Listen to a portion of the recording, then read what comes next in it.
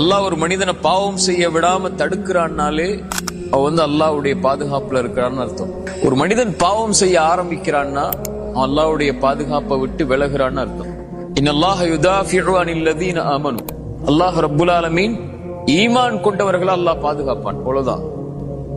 வானம் பூமிகளில் உள்ள எல்லோரும் ஒன்று சேர்ந்து அவனுக்கு எதிராக நின்னாலும் சரி, அல்லாஹ் அவனை பாதுகாக்கணும்னு நாடிட்டான்னா அவ்வளவுதான் முடிஞ்சு. மனிதர்கள் ஜின்கள் எல்லாரும் சேர்ந்து ஒரு மனிதனுக்கு நலவை செய்ய நாடினாலும் அல்லாஹ் நாடி இருந்தா மட்டும்தான் அதை செய்ய முடியும். அதான் நம்ம நம்பிக்கை. லா ஹவ்ல வலா குவத இல்லா பில்லாஹ்.